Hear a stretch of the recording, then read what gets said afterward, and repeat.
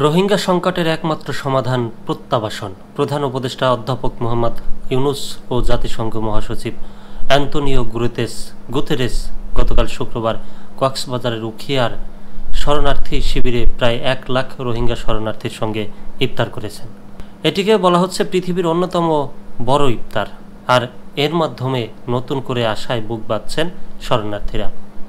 প্রধান উপদেষ্টা ও জাতিসংঘ মহাসচিবের একসঙ্গে ক্যাম্পে আসার খবরে রোহিঙ্গাদের মাঝে উচ্ছ্বাস বিরাজ করছে। দুজনের প্রচেষ্টায় মিয়ানমারের নিরাপদ প্রত্যাবাসনে একটি গতি পাবে বলে আশা করছেন রোহিঙ্গা নেতারা। জাতিসংঘ মহাসচিব আগেও একবার রোহিঙ্গা ক্যাম্প পরিদর্শন করেছেন, তবে প্রধান উপদেষ্টা ডক্টর মুহাম্মদের এটি প্রথম সফর। বিশ্বের সর্ববৃহৎ আশ্রয় শিবির হিসেবে খ্যাত কক্সবাজারের উখিয়া টেকনাফ রোহিঙ্গা ক্যাম্পে ১৩ লাখের বেশি মিয়ানমারের রোহিঙ্গা নাগরিক বাস করছে। দীর্ঘ ৮ বছরে একজন রোহিঙ্গাও মিয়ানমারে ফেরত পাঠানো সম্ভব হয়নি। উল্টো আরাকানে চলমান সাম্প্রতিক সংঘাতের জেরে রাখাইন রাজ্য থেকে পালিয়ে ক্যাম্পে ঠাঁই নিয়েছে আরও ৬০ থেকে ৭০ হাজার রোহিঙ্গা।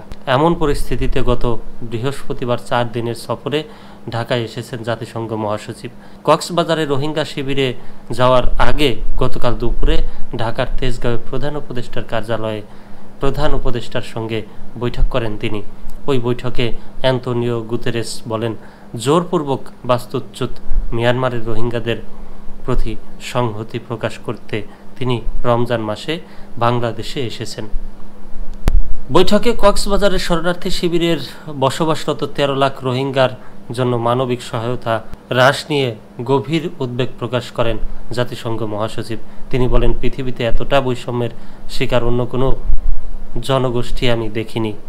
আন্তর্জাতিক সম্প্রদায় রোহিঙ্গাদের ভুলতে বসেছে উল্লেখ করে তিনি বলেন, মানবিক সহায়তা কমানো একটি অপরাধ।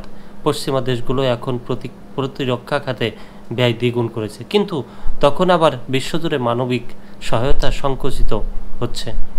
রোহিঙ্গাদের আশ্রয় দেওয়ার জন্য বাংলাদেশের প্রতি জাতিসংঘের অপরিসীম কৃতজ্ঞতা প্রকাশ করেন গুতেরেস।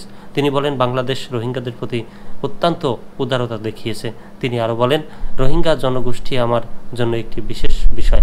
জাতিসংঘ মহাসচিব বলেন, তিনি রোহিঙ্গা সংকট সমাধানে সর্বোচ্চ চেষ্টা করবেন এবং তাদের জন্য সহায়তা সংগ্রহকে অগ্রাধিকার দেবেন। পরে ঢাকা থেকে উড়োজাহাজ করে জাতিসংঘ মহাসচিব কক্সবাজার বিমানবন্দর যান। তার সঙ্গে ছিলেন অন্তর্বর্তীকালীন সরকারের প্রধান উপদেষ্টা ডক্টর মোহাম্মদ ইউনূস। সেখান থেকে সরাসরি কক্সবাজারের উখিয়ায় গিয়ে তার রোহিঙ্গার লার্নিং সেন্টার, রোহিঙ্গাদের সাংস্কৃতিক কেন্দ্র ও পাটজাত পণ্যের উৎপাদন কেন্দ্র পরিদর্শন করেন। পরে সন্ধ্যায় তা প্রায় ১ লাখ রোহিঙ্গা শরণার্থীর সঙ্গে ইফতার করেন। রোহিঙ্গা শরণার্থী শিবির পরিদর্শন শেষে জাতিসংঘ মহাসচিব বলেন, আজ আমি অনেকের সঙ্গে সাক্ষাৎ করেছি এবং তাদের সাহসে অনুপ্রাণিত হয়েছি। তাদের প্রকল্প আমাকে গভীরভাবে নাড়া দিয়েছে। অনেকেই মিয়ানমারে তাদের যন্ত্রণা এবং তাদের এখানে আসার গল্প শেয়ার করেছেন। তিনি বলেন, মিয়ানমারের সব পক্ষের প্রতি আমার বার্তা সর্বোচ্চ সংযম অবলম্বন করুন। আন্তর্জাতিক মানবিক আইন অনুযায়ী সাধারণ মানুষের সুরক্ষা নিশ্চিত করুন, আর কোনো সাম্প্রদায়িক উত্তেজনা এবং সহিংসতা উদ্রেক না করতে সহায়তা করুন। রোহিঙ্গা ইস্যু একটা আন্তর্জাতিক ইস্যু। সেই ইস্যু এসে পড়ে বাংলাদেশের ঘাড়ে, বাংলাদেশের মানুষের ঘাড়ে। বাংলাদেশে অতটা রোহিঙ্গাদেরকে খাবার দাবার দিয়ে তাদেরকে আপ্যায়ন করে সারা জীবন রেখে দিবে, সেই সামর্থ্য কিন্তু বাংলাদেশের নাই। বিদেশ থেকে আন্তর্জাতিক পর্যায় থেকে সহযোগিতা এনে তারপরে কিন্তু রোহিঙ্গাদেরকে সহযোগিতা করতে হয় বা তাদের খাবার দাবারের জোগাড় করতে হয় বা তাদের যে প্রয়োজনীয়তা সে প্রয়োজনটা মেটানো হয়।